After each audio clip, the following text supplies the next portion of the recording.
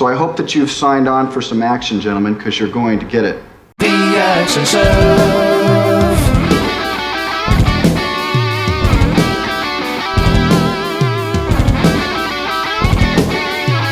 The Action Shove.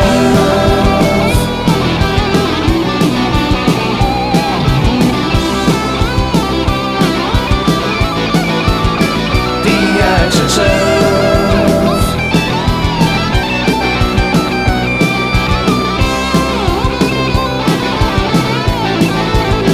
The Action Shove.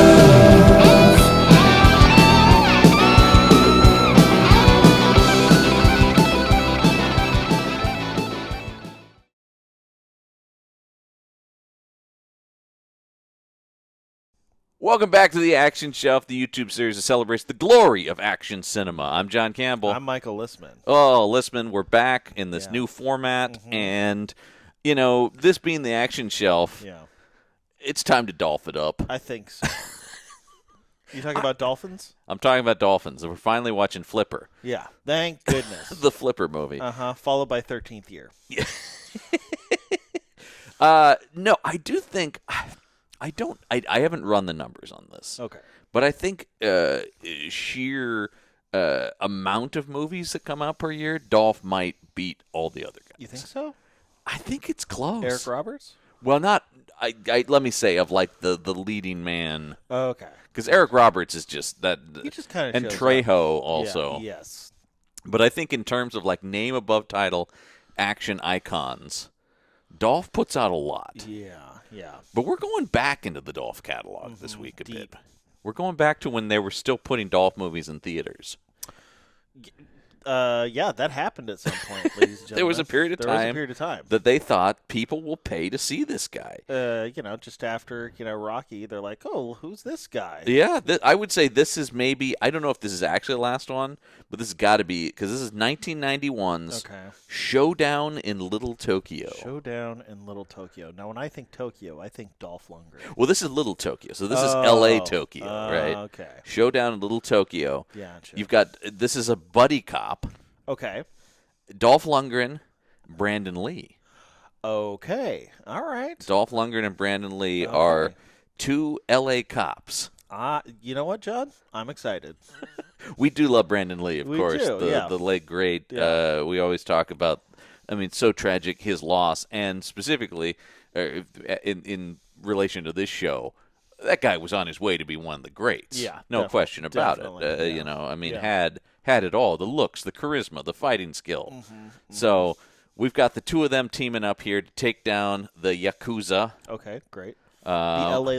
Yakuza. Yeah, the L.A. Yakuza in the form of Kari Hiroyuki Tagawa, who is a guy who was in every movie, I think. Okay, yeah, I was just about to say that name sounds familiar. Yeah, this guy. Oh, yeah. Yep. Mm-hmm. Yeah, you saw him in everything. Yeah. He was Shang Tsung in the Mortal Kombat movie of the 90s. Right. Yeah. Right. Yeah. Yeah. I think we're going to see a lot of familiar faces here because, unfortunately, especially, not that it's that much better now, but especially then, they were like, get every Asian actor we know in Hollywood. Sure. Yeah. None No.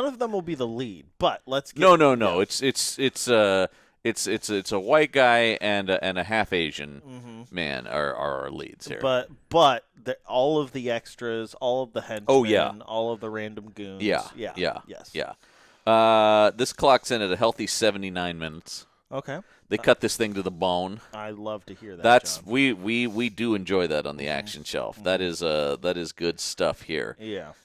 Directed by Mark L. Lester, director of Commando, an Classic. Action Shelf favorite. Classic. We love Commando. So I'm trying to think. Do I have anything else here to say about this movie? This is early. I think this is the earliest Dolph we've ever covered. We got pretty used to a sleepy Dolph. Yeah, sitting in a chair the whole movie, Dolph. But he actually does martial arts in this movie. Wow. In fact, one of those martial arts moves, allegedly martial arts, I'll put in quotes. Not that he doesn't know martial arts, but this move is taught by no one, is in our opening title sequence, which is when he punches a man in front of him while kicking a man behind him. just I mean, fist out, leg out behind him. It's certainly fun to watch. So we'll talk about that. We'll talk about the weird vibe that these two have with each other in this movie. Interesting. Yeah, lot. I'm anticipating a bromance of sorts. Yeah, a bromance that in a couple places might lead to getting rid of that B. even. Okay, interesting. I don't think intentionally, but I will say there's a. It's been a few years since I've seen this movie, but there's a charge that I remember that I don't think they were All right. intending. Okay. We'll see though. But yes, before we get started, of course, we're going to watch the movie right now. Yes. And if you want to watch along with us, you're going to want to go to our Patreon page, which is patreon.com/punchup, and that's punchup ENT. It's down on the screen below you there, and there's a link in the description. So make sure you head over there. You can watch the movie along with us, assuming you have your own copy, of course, because we can't profit off of. We cannot. This is a Warner picture, and they've Right. recently been acquired by some very litigious people. Yeah. We don't want to piss off the Ellisons here. They will eat this channel. Yeah, there's a laser pointer coming there it in is, from yeah. the window. Yep. And it says property of the Ellisons. Wow. Yeah, Wow. that's impressive. No, yeah. So we're not. Yeah. So you need your own copy, but you can watch along with us. Otherwise, we're going to play the trailer here, and then come back and talk about the movie on YouTube. And of course, if you are watching on YouTube, we want to make sure you like, comment, subscribe, and ring that bell for notifications. But without further ado, Showdown in Little Tokyo.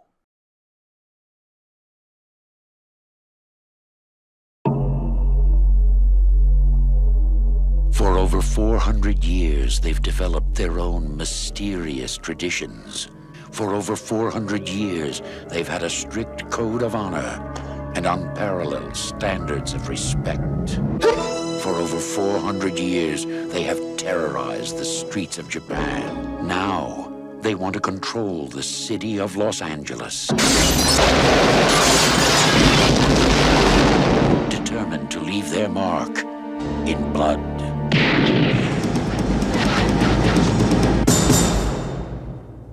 Dolph Lundgren and Brandon Lee are ready for a showdown in Little Tokyo.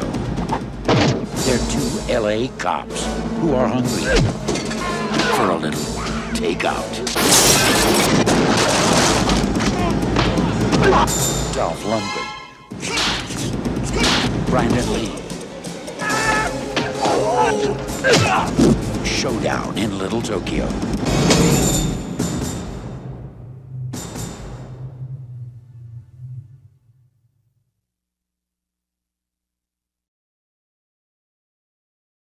Welcome back.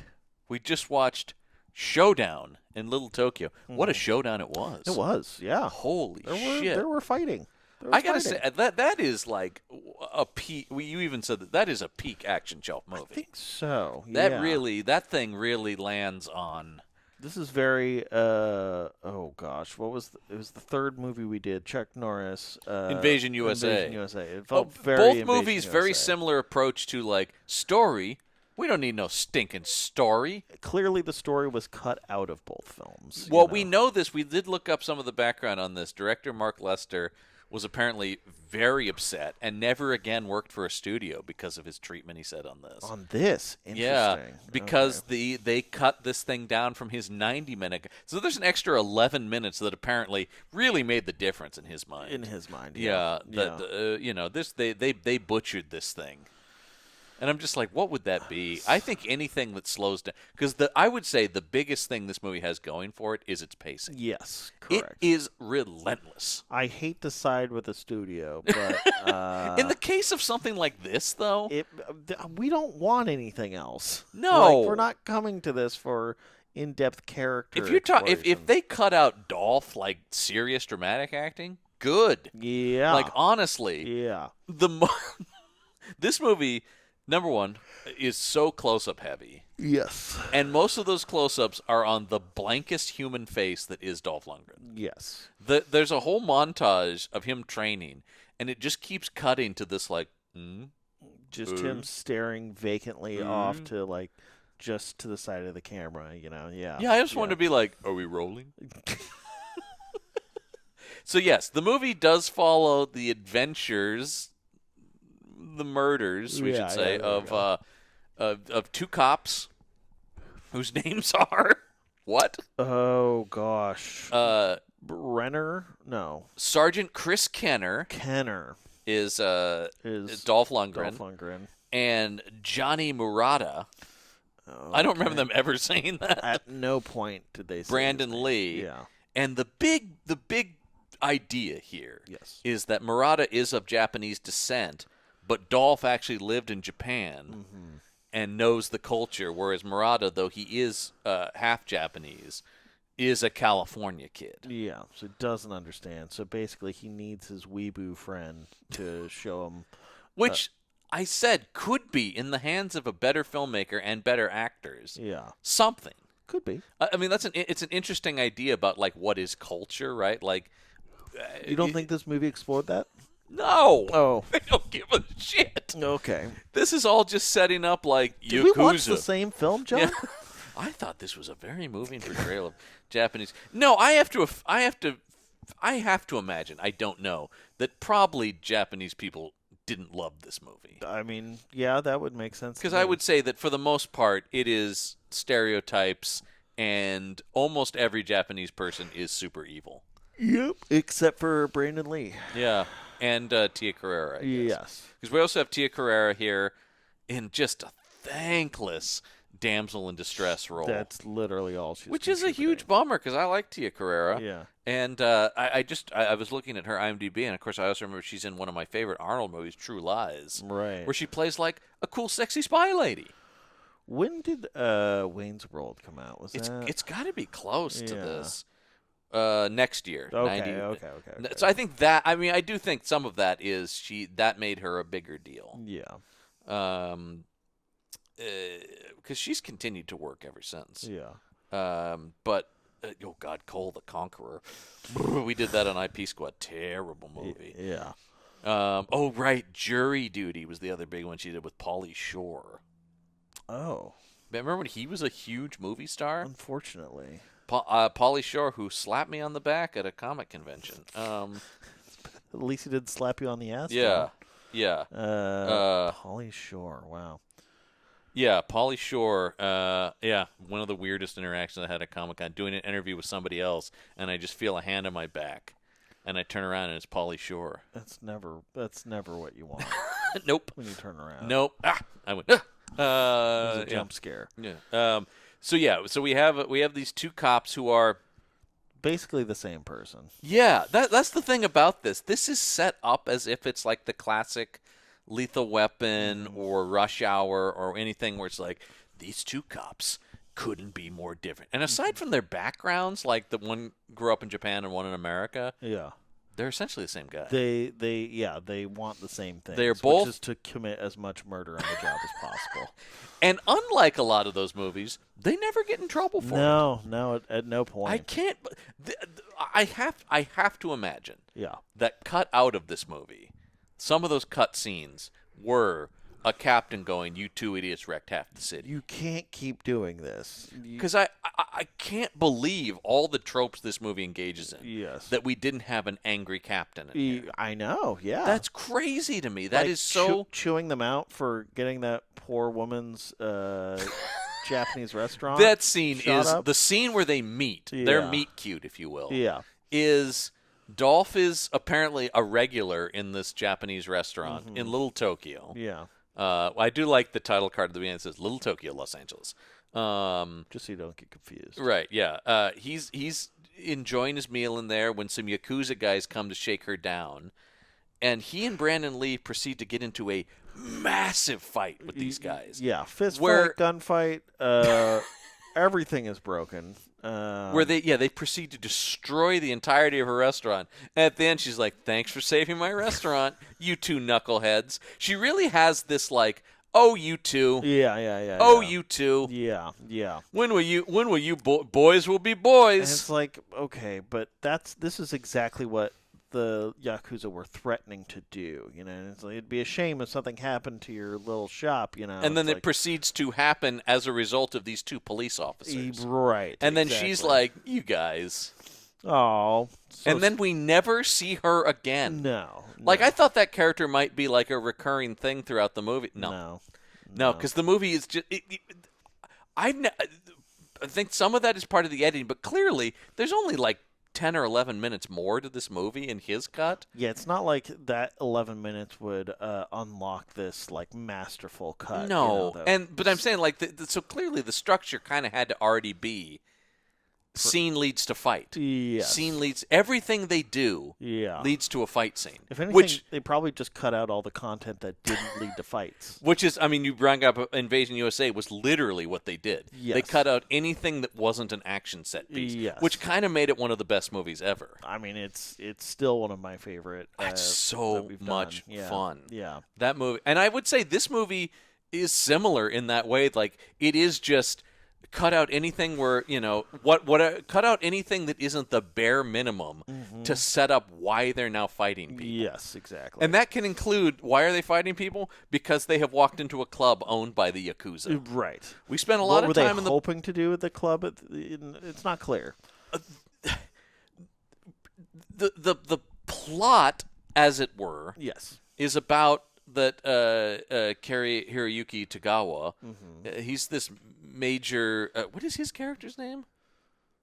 I don't The movie doesn't care. Yeah. Yoshida, that's right, because he does say Yoshida. Yoshida has created a new super drug that we get Right, another thankless role of the like medical examiner woman, who's like, this stuff makes crack look like decaf, which is a great line. Yeah. Yeah. But like, she comes in just for a quick second there to say that. yeah. But they don't seem to really care about that. That's like, not the point of the film.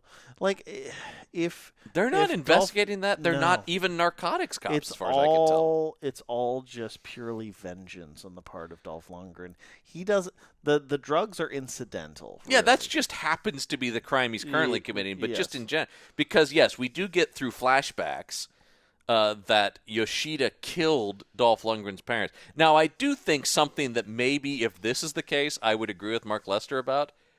Who were Dolph Lundgren's parents, and why did Yoshida kill them? Great question. Is information this movie could have used. Yes, yeah. Like, was his dad also a cop who was investigating Yoshida? Unclear. Or maybe his dad worked for for the Maybe his Yakuza. dad was a criminal, and that's why Yeah. Dolph has gone a different way and become a cop. Right, I don't exactly. know. Who knows? I don't know. It doesn't say. It Yeah. never says. It's unimportant. No, it's just like, you killed my parents in Japan when I lived there as a kid. And of course, Yoshida's like, "Oh yeah, I know you. Immediately, he's like, you're that kid. Yeah, I remember you." Even though you're now a 7-foot tall, police It's true. detective. Dolph Lundgren kind of gave up the element of surprise. Well, he does the first time they walk into the bonsai club, he just pulls out his gun and puts it to Yoshida's head. He's like, "Do you remember me?" And he's like, yeah, of course I do. Why would you even ask? You think there's a scenario I wouldn't remember you? Yeah. How tall? I just want to look. How tall is Dolph? 6'5". That's pretty tall. That's pretty fucking huge. Yeah. Yeah. Especially most people in Hollywood are not that tall. Yeah. And then yes, I understand. He is motivated purely by vengeance. What is Brandon Lee motivated by? Nothing. The character has nothing. He is just like, this seems fun. There could be something about like him wanting to feeling guilt about not having this connection. This is what I'm talking about. What I'm saying, like, culture. some of this, there's stuff there. There is that is a kernel of an interesting idea Yeah. for like a buddy cop movie. Yes. But this movie in no way ever cares about the internal life of these guys beyond like, I'm mad. Yeah, beyond Dolph Lundgren seeking vengeance, there's nothing. And it else. really does feel like at a certain point Brandon Lee is just like, hey, it's fun to kill people. He he's zinging people as he's killing Oh, them, is so he yeah. ever? Yeah. I mean, he gets the one-liner of the movie, I no think so. question Yeah, about yeah, it. yeah. When he starts to arrest a guy and then is like, nah. I know I'm already there. I'm already reading him his Miranda rights, but Because there's a scene near the end where he puts a gun on a guy, he goes, you're under arrest. And both of us were like, oh, he's not arresting this guy. no, And then he ends up murdering him spectacularly.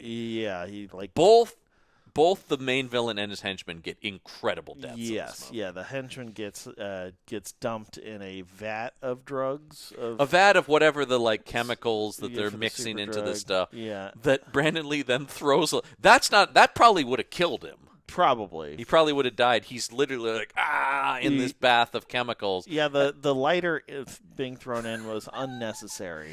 Brandon Lee lights his lighter and says, "You have the right to remain dead." And then throws it, and that creates a chain reaction where all the tanks in the place explode. Yes. Thereby also, should we talk about this? Thereby destroying all evidence. That's true. That's true. I mean, yes, Yoshida's dead, but his empire lives on. It's like, great. Yeah. Good job, guys.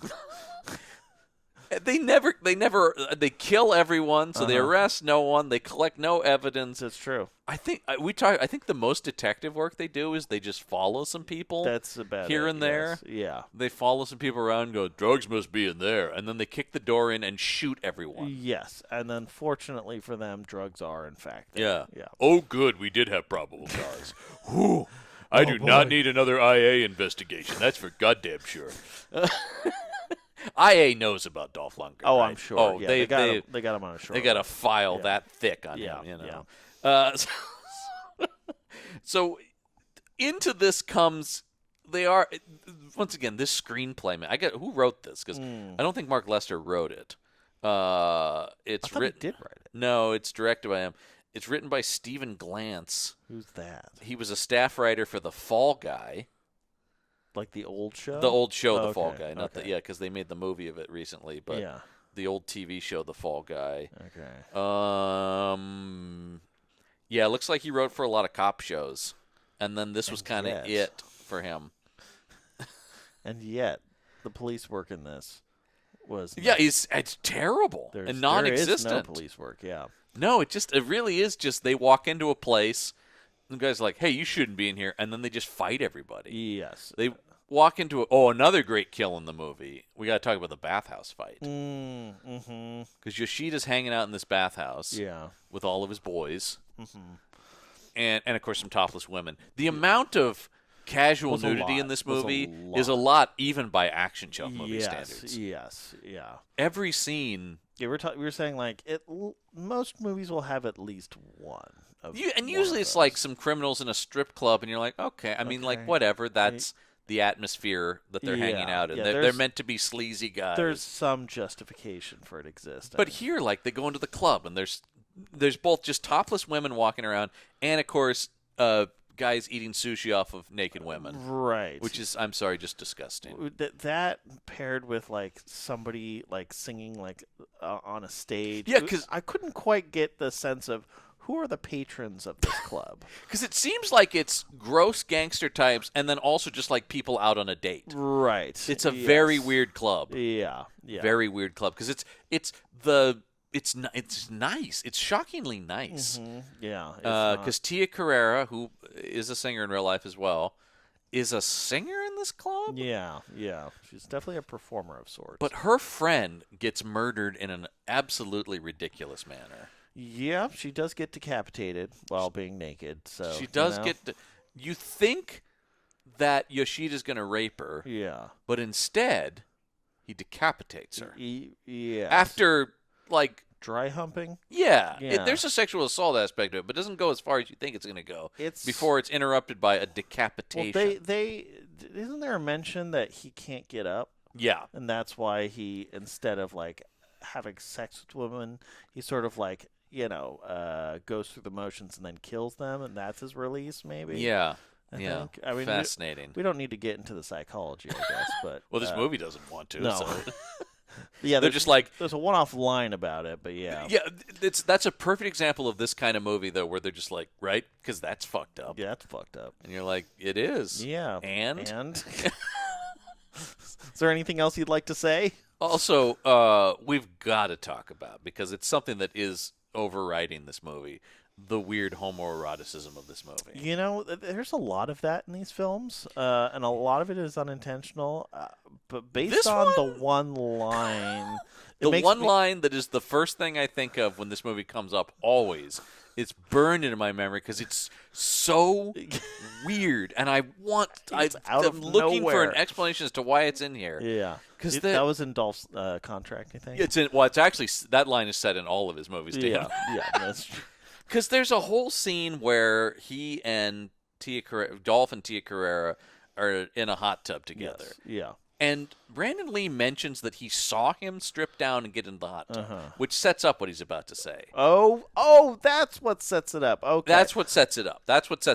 Okay. He goes, I saw you strip down and get into that tub. Yeah. Okay. I forgot about that. That's why he has the context to say what he's about to say. Okay. I'm glad there is at least some attempt to contextualize. Because this is where they've also taken Tia Carrere out of the city to Dolph's little getaway where he's built a Japanese house out in the middle of nowhere. I mean, outside of L.A., I guess? Yeah, I guess. In the hills of Burbank. Yeah, how much money does this man have? A lot, because we also see his gigantic apartment. Right, yeah. His massive sprawling apartment. Very well-furnished apartment. Yeah, because he initially stashes her there and then moves her out to the country. Yeah. So he takes him out there. Oh, yeah, so he sees him get in the hot tub. Yeah. Then the Yakuza guys come to attack them. Yeah. So they're gearing up to get ready to fight the guys. Yes. And then he just says, Brandon Lee says, there's something you should know. You have the biggest dick I've ever seen on a man. And I can't stress how sincerely he says it. He does say it very sincerely. It's very earnest. Yeah. It's not a joke. No. It's not a jibe. It's just like, I really do need you to know this. It's really important that you I know. am in awe of what I saw out Yeah. there. Like, I'm a little afraid. yeah. And the other thing that's weird about it is it's also not, I mean, he's talking about his penis, so there's a homoeroticism to it. But it's also not, like, lusty the way he says No. it. It really is like, dude, you've got to know, man. Yeah. Like, you need a ribbon or something, I like think a prize. He does know. Yeah. Well, because Dolph is like, gives like hey, thanks. Yeah. Yeah, I hear that a lot. Not since, you remember that Van Damme movie where they're talking about him having a huge dick? The one with little Kieran Culkin, where he takes refuge with the family. Vaguely, I don't know. And they see him like washing up in the river. Oh, and the little girl yes. says his penis is huge. Oh my god! Weird fucking Nowhere to Run, I think is the name of that movie. Yeah, I do remember that. Yeah, and it's super weird where the girl's like, we saw his huge penis. How insecure are these action guys that they like need dialogue in the movies going like, yeah, we've got huge dicks. Yeah, because nobody wrote that down on no the page. No, put this in. Hey, have Brandon say this. Hey, I've got a good line idea. Dear God. Isn't there a Black Dynamite joke about that where they see his penis and it's like, oh my God? Probably. Yeah. I mean, it is just it's absurd. Yeah. Like it's so ridiculous. Yeah. It's always stood out to me, of course, because it is just like, what? Why? And then you're just back to the action. You're like, what now? We're supposed to just move on from that. I also love Brandon Lee has a shotgun in this scene. And Dolph's like, you keep shooting them. I'm going to get my ninja weapons. Right, yes. And so he opens up his little cupboard that's got the I don't know what the hatchet things are called. Yeah, the like little scythe those things. And then he's got his size and crossbow. His crossbow. But he doesn't really do much with them. Not a lot. He stabs a couple guys. Well, they do have guns. Yeah. So it's like, there's only so much he's going to be able to do with his ninja weapons. Because then this gets them captured so they can be stripped shirtless. Yes. And electrocuted. Once again, nothing homoerotic about that. As they're both laid out bare-chested on tables. I am sad they didn't make another reference. It's like, by the way, largest dick I've ever seen. Yeah. Hey, we just confirmed it, okay? We all took a peek, and holy God, Dolph. We should let you go. You are a medical marvel. I'm in some journals. I mean, they've done some research on me. It is proven beyond the shadow of a doubt that is accurate. Yeah. It is. I wasn't thinking about Dolph's penis up until that scene, and now it's all I can think about. If anything, him getting a boner is a danger to himself because it removes so much blood from the rest of his body. I'm actually not allowed to have sex. It's a blessing and a curse, if you know what I mean. Please, don't excite me. Yes. It could kill me. Yeah. This is not going to end well. Yeah. It is all the things they cut and they left that in. Apparently, yeah. Why that? I don't know. It is Because that did not need to be there. no, not at all. It actually, I would say, actively damaged it's so distracting. Yes. That I said it's what I think about when I think about the movie, and that's not good. Yeah. For the rest of the film, we're like, why? Yeah, Why you do did get a that? bun shot on Lundgren, which is more of a Van Damme. Although they all kind of did it, because I remember Stallone showing his ass. Did that? Yeah. Schwarzenegger, obviously, with the Terminator movies. Yeah. And if you, by the way, since we're on the topic, Mm-hmm. if you've seen the 4K remastering, you can see a lot of Schwarzenegger in that. And I don't think he minds. I don't think so either. Take a look, drink it in. I mean, it's That's not my urinator. Yeah. I mean, it's not Dolph big, but it's pretty big. Not that it did journals or anything. But it's all of this leads to just, I mean, I can't express how much of the movie is gunfire. Yes. There is so much gunfire. There's a lot of gunfire. There's a lot of hand-to-hand combat. There's a That's lot. something we run into is like if it's all gunfire, it's usually very boring. Well, because that can get stale unless you're like Chad Stahelski and you're filming John Wick. I mean, you can make gunfire interesting, but a lot of the times these directors don't. They don't, yeah. Which is why John Woo, obviously, is one of the guys who can make guns super exciting. Yes, yeah. But this movie, it it's had a a good healthy balance, mix of yeah. both, but it really is just so much action. Yeah, yes. There is not more than 5 minutes where before they're kicking or shooting again. Which is great. No, for a movie like this, that's Yeah. all I want. Yeah. And it's all pretty decent. It's all R-rated squibs going off. Yeah. I didn't finish my thing about the kill that's in the bathhouse. Oh, yes. Which is, for some reason, there's like an industrial fire hose, or like a power washer, like a super focused, high-powered hose that initially knocks Dolph down. I don't know if that is a common thing in a. I've never Yakuza- been in a bathhouse, no. but I don't know why you would need something that powerful. Yeah, unless you're just power washing it. Yeah, I guess that's for the wood that's in there. I don't know. Anyway, but this thing ends up with Dolph fighting like a sumo-sized guy, and the way he ultimately kills him is he jams that hose down into his mouth and turns it on. Yeah, while they're already underwater. Which is a pretty cool way to kill somebody. You know, yeah. At least it's not just shooting them. I gotta say, like I said, because we talked about how the henchman, who's also Shredder's number 2 from the Ninja Turtles movies, how he goes out. Yeah. We got to talk about this final fight. Which may be the kill of the movie, I think. It's hard to beat. It's hard. That. It really is hard to beat. Yeah. Because, number one, the whole last 10 minutes of this movie is insane. Yes. They end up chasing Yoshida out into a parade. They both, Dolph and Yoshida, take swords off of guys in samurai armor. Because I guess it's in Little Tokyo. It's a Japanese culture. Although it's a pretty sad parade, honestly. No one seems too psyched to be there. No. Until they each pull very real, fully sharp katanas that for some reason were being used as part of the parade. They took them off guys in samurai armor. Yeah. Going down, but I don't know what. Maybe they were gonna do a fight demonstration later or something. I don't know. Why would they be sharp swords? That's the thing that makes no sense. But these two proceed to get into a prolonged katana duel. Yes. While a crowd gathers around, it's like, hey, this is pretty good. Wow, this is the best parade we've seen here. And then they're slicing into each other and stuff.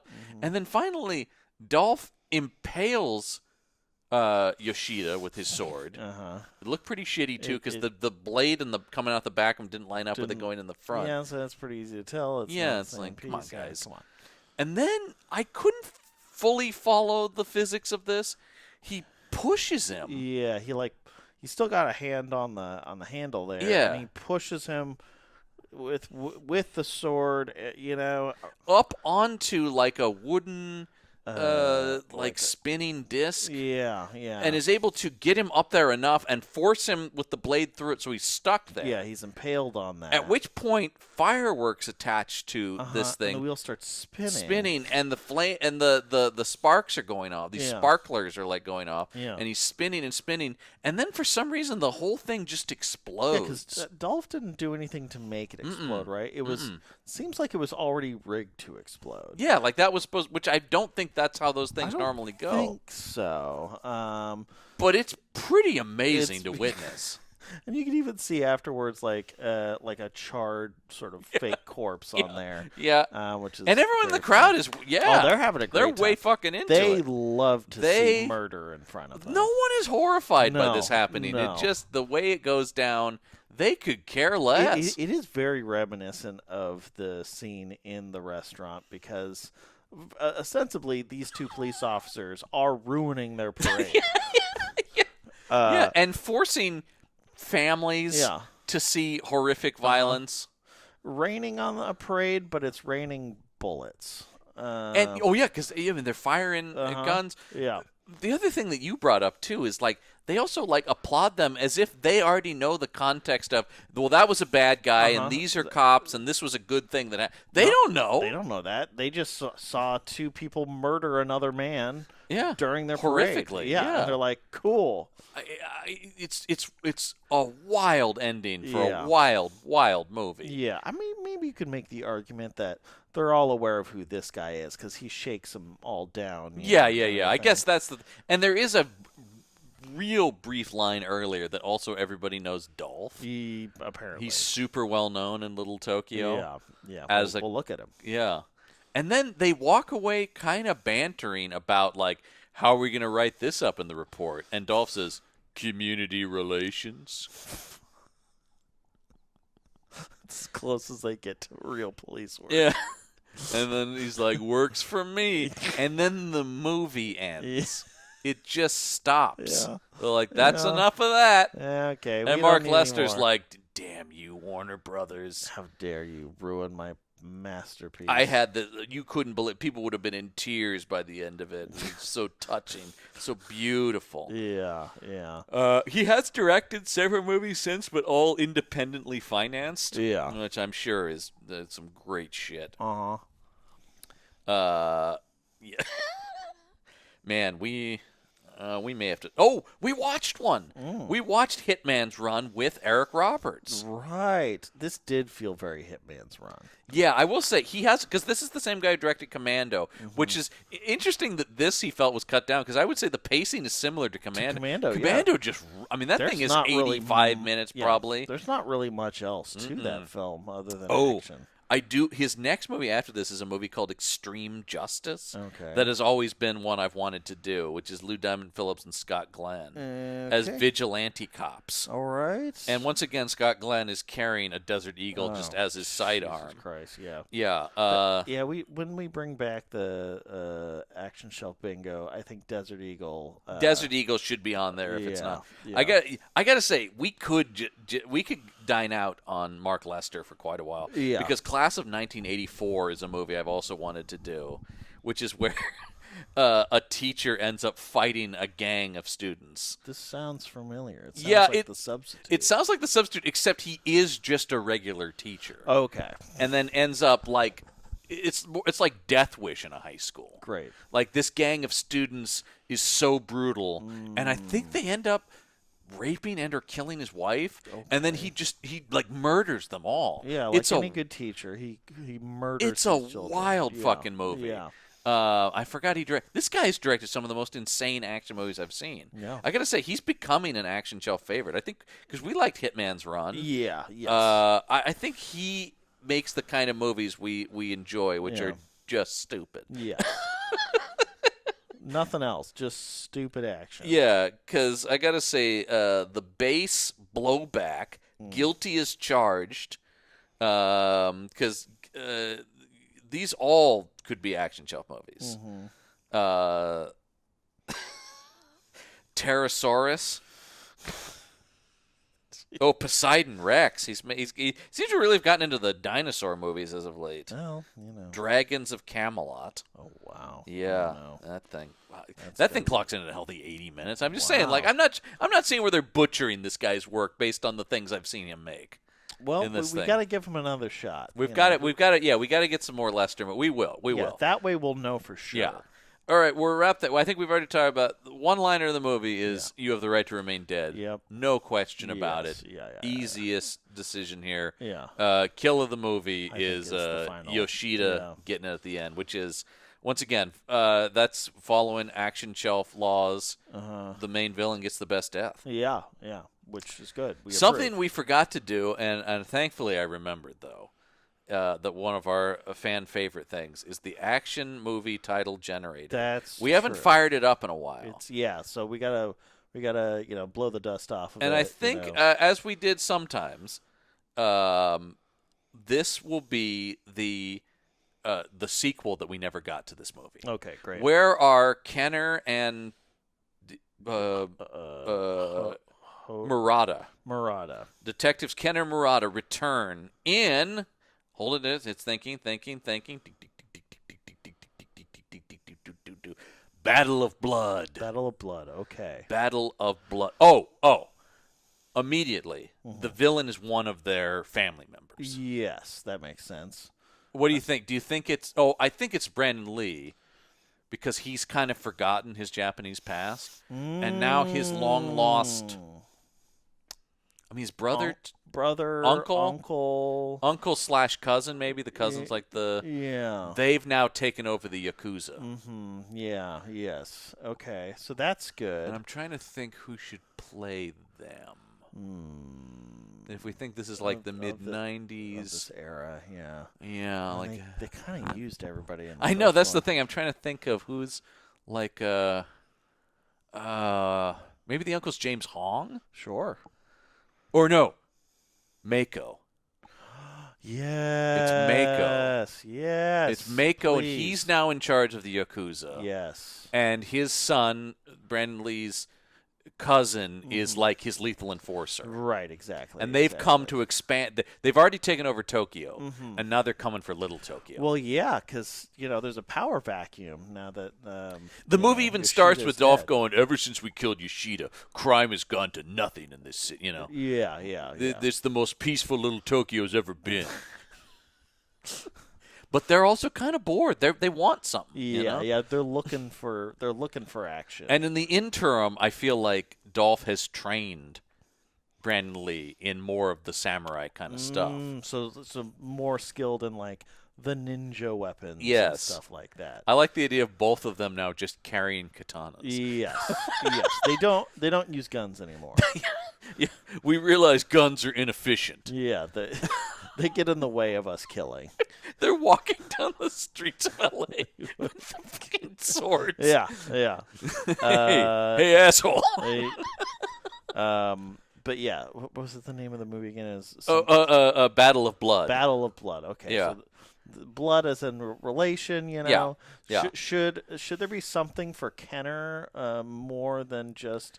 Well, maybe Kenner's about to get married to Okay. Tia Carrera. Okay. Yeah. Let's bring her back. Let's do something these movies never do Uh, and actually continue the relationship Continue he the started relationship. Yeah. here. And so, wait a minute. Maybe he's got to meet her family. Oh. Yeah. Okay. Yeah. And maybe they don't approve? Yeah, that would make sense. Oh, this is such a stupid action movie thing.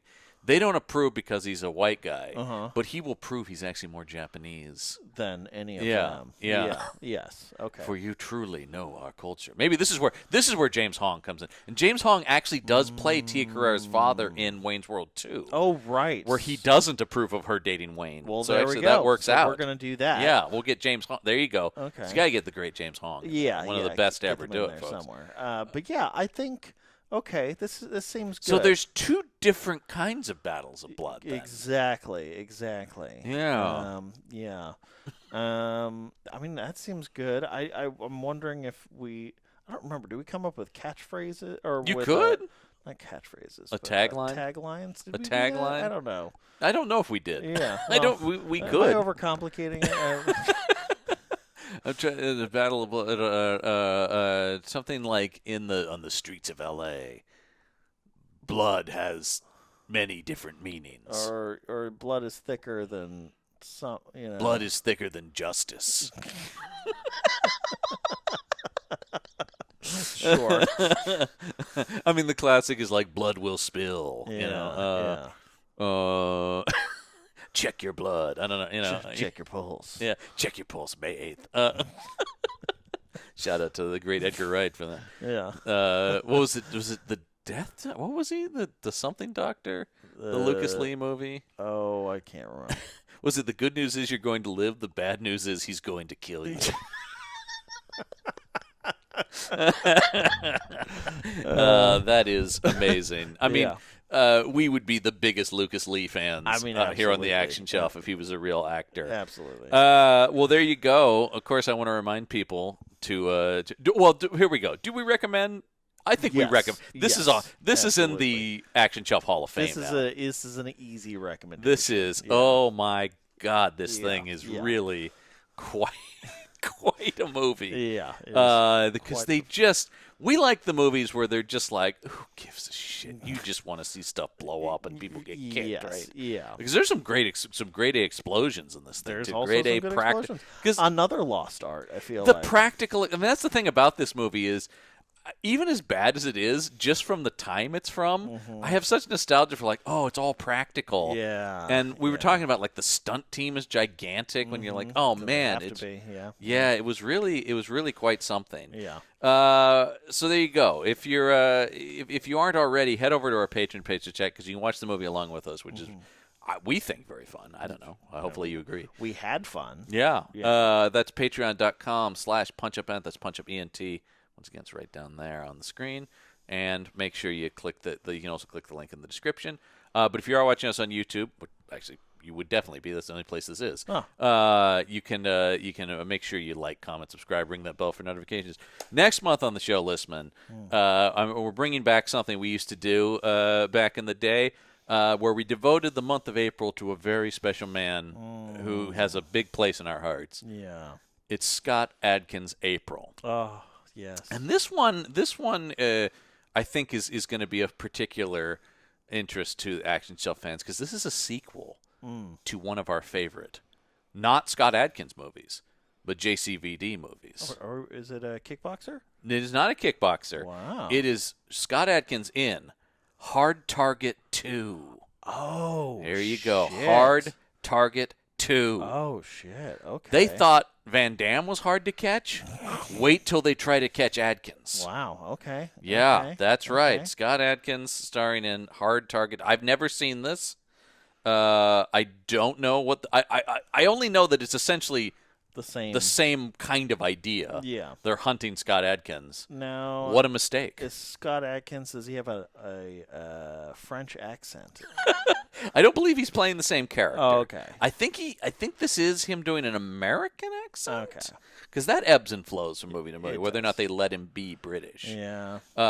Yes, this was from that era, because this is from 2016. Oh, wow. This is from that era when, and I was just talking about this with, I think, maybe Gergana, who knows, about there was this running period of time where the studios had straight-to-video arms. This is when DVD sales and rentals were still a thing.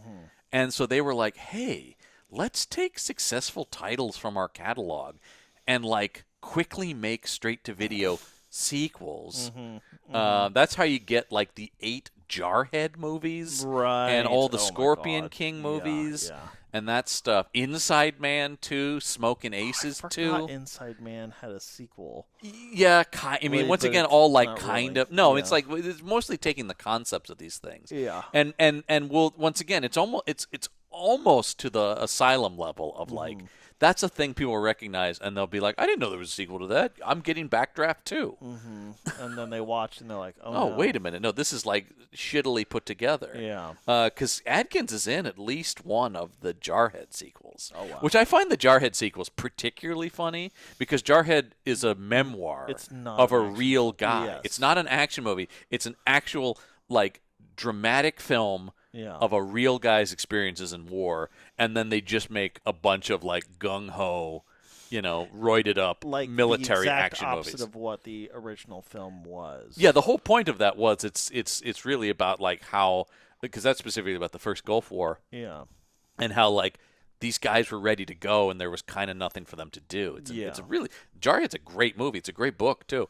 It's a really interesting look at war, but like a very serious, realistic, thing Yeah. about being in the military. And then they were just like, and now we're fucking fighting nukes or whatever, Yeah, it's very interesting.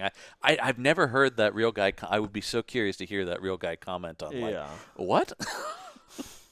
And of course, the 18 Marine sequels that there were, because we covered the first Marine, but we did talk about that WWE then proceeded to make like 8 more Marine movies, each one starring a different I was wrestler. just about to say, John Cena's only in the first Only in the first one, because the idea was they sort of were like, when they wanted to try someone in a movie, they just made another Marine movie with that wrestler. At least they don't have to really think about it too much. No, and the plots are all over the place because they're just like, Yeah. it's about a Marine. Yeah. Anyway, we'll be watching Hard Target 2 next week on the show, Wonderful. or next month on the show. Yeah. That'll be fun. But I think that's going to do it for this episode of The Action Shelf. I'm John Campbell. I'm Michael Listman. Until next time, get yourself some action.